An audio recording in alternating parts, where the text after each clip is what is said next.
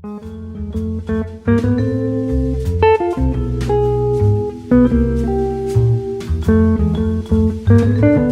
감사합니다. 고맙습니다. 제사나 번제를 원하지 않으시고 인애를 원하시며 아버지를 아는 것을 원하시는 우리 아버지 하나님, 이 시간 주신 진리의 말씀, 생명의 말씀 안에서 아버지의 마음을 보게 하옵소서, 아버지의 마음을 알게 하옵소서. 예수님의 이름으로 감사하오며 기도드렸나이다. 아멘. 모든 상황 속에서 찬양하겠습니다.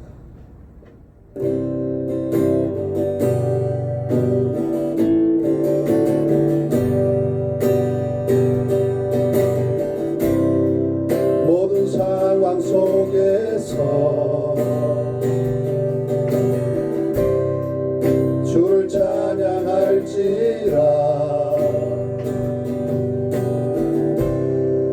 주는 너의 큰 장그, 큰 고음이시라. 주의 얼굴 구할 때 주의 영을 부사 크신 사랑 안에서 주를 보게 하소서. 내 영혼이 확정되고 확정되었사오니 믿음의 눈으로 주를 바라봅니다. 내 영혼이 확정되고 확정되었사오니 믿음의 눈으로 주를 바라봅니다. 모든 상황 속에서 모든 상황 속에서 주를 찬양할지라.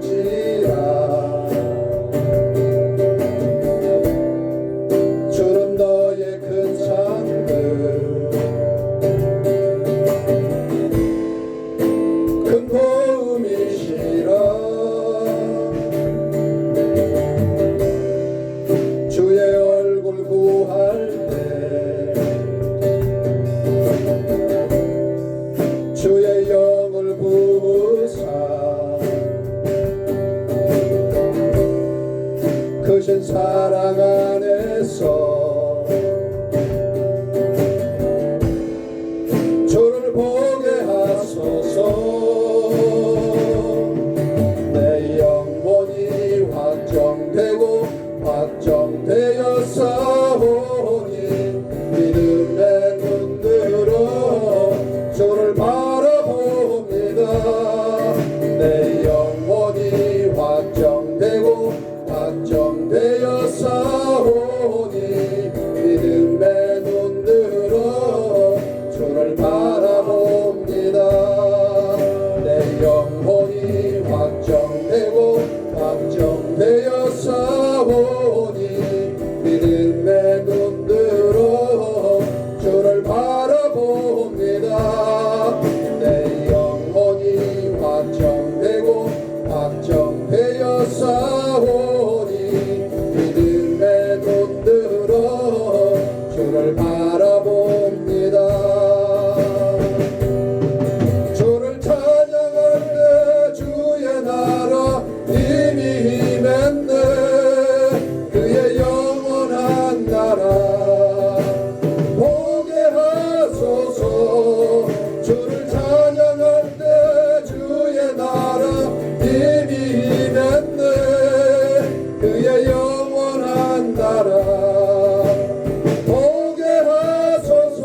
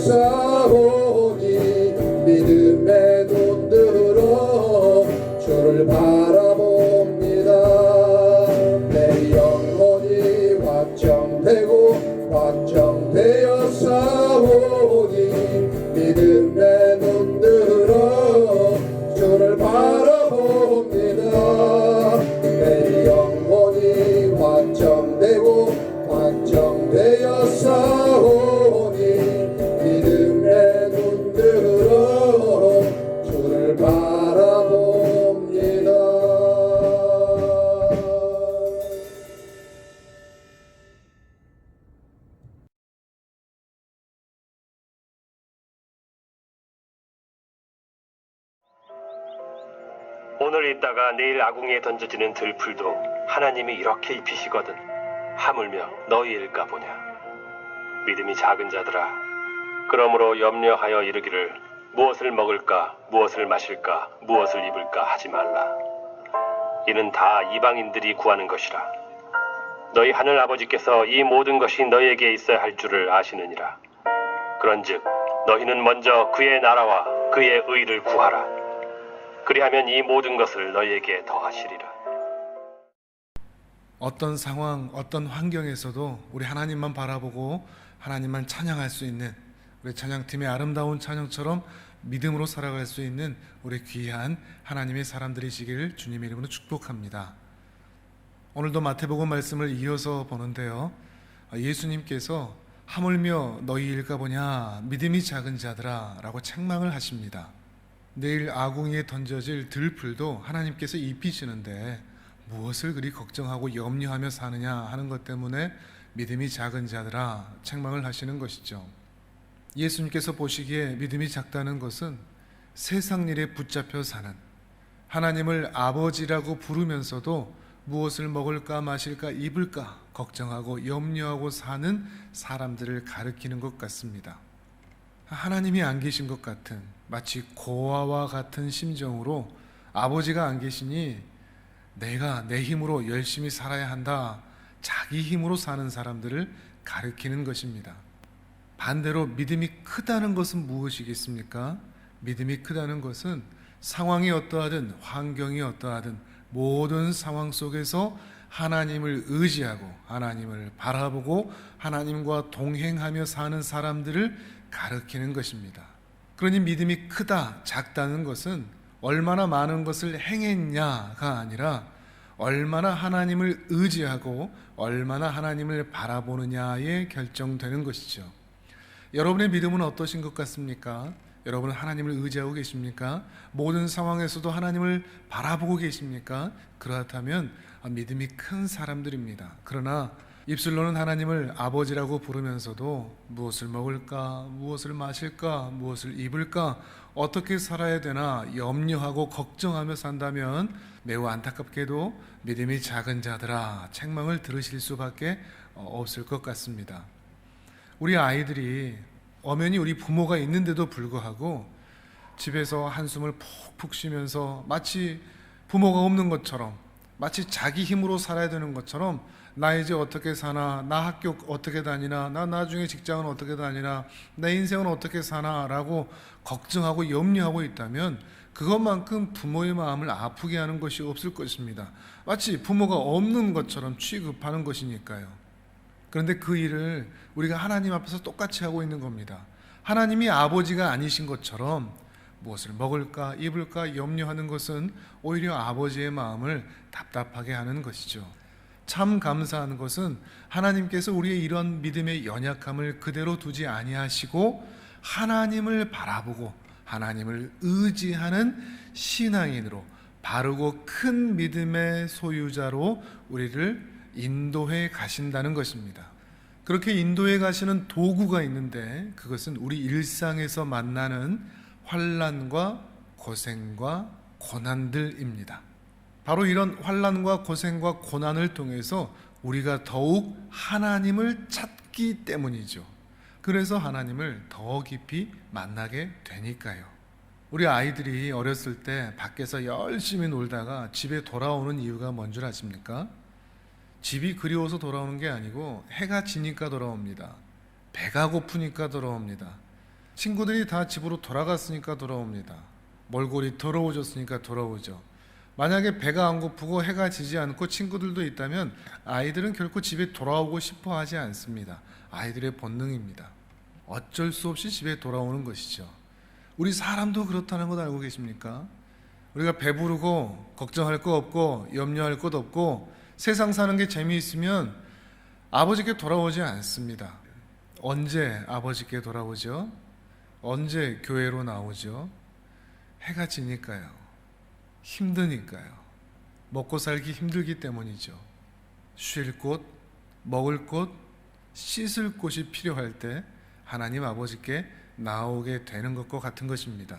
인생의 좌절을 경험하지 않고 인생의 여러한 축복과 은혜와 풍요 가운데 산다면 스스로 하나님께 나아오기란 좀처럼 쉽지 않습니다. 그것이 우리의 죄된 본성이죠. 그것을 너무나 잘 아는 우리 하나님께서는 우리로 하여금 인생의 환난과 고난과 고생을 만나게 하십니다.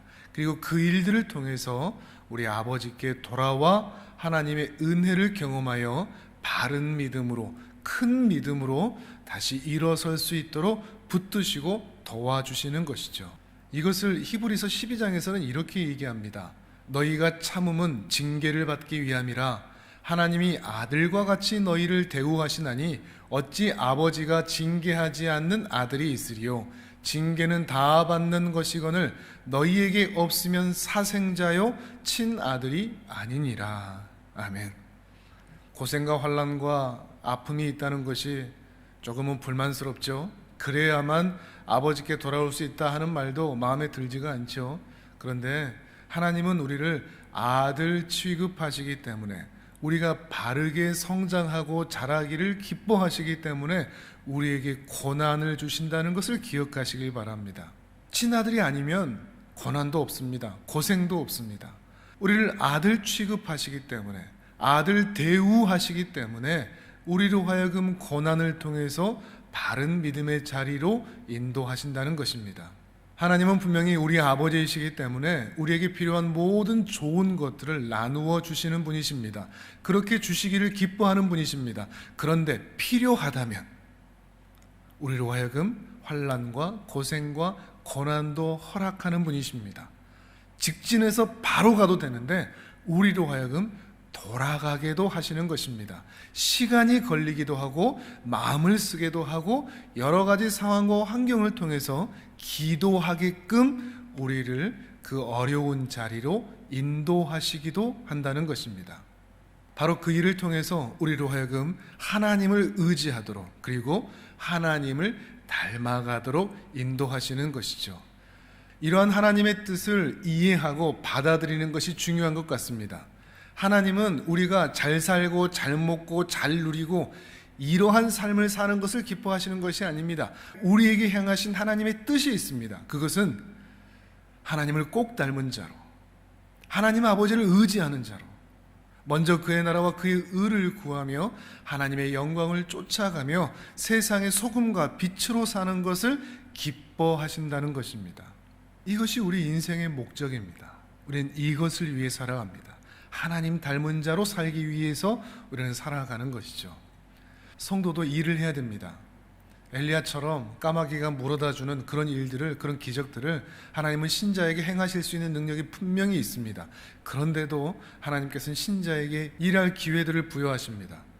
그러나 다만 우리가 일을 하는 것은, 삶의 현장에서, 노동 현장에서 일을 하는 이유는 세상 사람들처럼 입에 풀칠을 하고 잘 먹고 잘 살기 위해서 일하는 것이 아닙니다.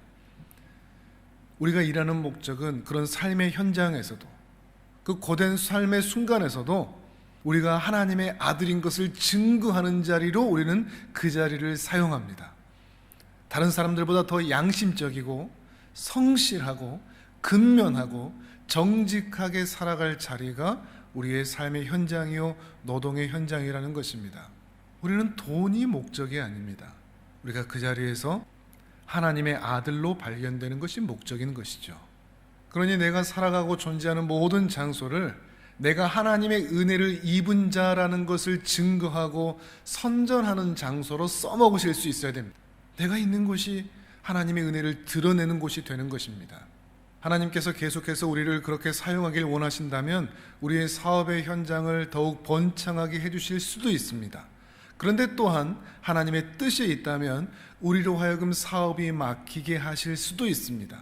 그러나 잘 되든 잘 되지 아니하든 우리의 삶의 목적은 돈을 잘 버느냐 못 버느냐, 사업이 잘 되느냐 안 되느냐가 아니라 어떠한 순간에서도, 모든 상황 속에서도 주님의 은혜를 바라보고 그러한 가운데서도 여전히 주님을 찬양하며 사는 것, 이것이 우리 인생의 목적이라는 것입니다. 잘 되면 겸손하게 하나님의 은혜를 찬양하고, 못 되어도 그것 때문에 죽을 것처럼 살지 않고 더욱 믿음으로 노래하며 사는 것, 이것을 위해서 하나님께서는 우리에게 환난과 고생과 고난도 허락하기도 하신다는 것입니다. 그리고 그러한 고생을 통해서 우리는 더욱 믿음의 사람으로, 큰 믿음의 사람으로 단련되고 성장해 가는 것이죠. 어떻습니까, 여러분? 여러분은 이러한 큰 믿음의 사람으로 발견되어 가고 계십니까? 말로만 혹시 나 하나님 아들이야 라고 살지 않으십니까? 상황이 어떠하든, 억울한 일을 만나든 답답한 일을 만나든 힘든 일을 만나든 그 어떤 순간에도 하나님을 향한 믿음이 흔들거리지 않은 채 끝까지 우리가 가야 할 길을 가고 계십니까? 그 은혜가 있기를 바랍니다. 그렇게 힘들면 어떻게 하냐고요? 오늘 주님께서 말씀하지 않습니까? 오늘 있다가 내일 아궁이에 던져지는 들풀도 하나님이 입히시거든 하물며 너희일까 보냐, 믿음이 작은 자들아. 하물며 너희일까 보냐. 고난당한다고, 고생하고 있다고, 힘들다고 그것 때문에 너무 염려하고 걱정하지 마십시오. 하물며 너희일까 보냐, 내 사랑하는 친아들아. 너희는 사생자가 아니다. 너희는 나의 친아들이다. 이것이 오늘 주님의 음성입니다. 주님께서 오늘 그렇게 말씀하고 계십니다. 너는 내 아들이다. 하물며 너희일까 보냐. 그러니 우리가 살아가는 삶의 현장에서 조금 더 양심적으로, 조금 더 바르게 그렇게 살아갔으면 좋겠습니다. 돈이나 성공, 풍요, 부요함, 이것이 우리 인생의 목적이 되지 않았으면 좋겠습니다. 찬양팀이 찬양했던 것처럼 우리 정말 어떤 순간에도 하나님을 찬양하고 노래하고 웃으며 기뻐하며 즐거워하며 감사하며 살 수 있기를 바랍니다. 하나님이 우리 아버지이시니까요. 내일 아궁이에 던져질 들풀도 하나님께서 입히시는데 하물며 너희일까 보냐, 이 말씀이 우리 귀한 하나님의 사람들에게 마음에 깊이 새겨질 수 있는 말씀이 되시기를 바랍니다. 이 하나님 의지하여 바른 믿음으로 오늘도 든든히 살아내시는 귀한 하나님의 사람들 되시기를 주님의 이름으로 축복합니다. 아멘. 하나님 아버지, 하나님으로부터 모든 것을 공급받는 자로서, 하나님께서 나의 보호자가 되는 인생으로서 어떠한 상황, 어떤 환경에서도 여유와 넉넉한 마음을 가지고 살아가는 우리 귀한 하나님의 사람들 되게 하여 주옵소서. 감사드리오며 존귀하신 예수 그리스도 이름으로 기도드립니다. 아멘.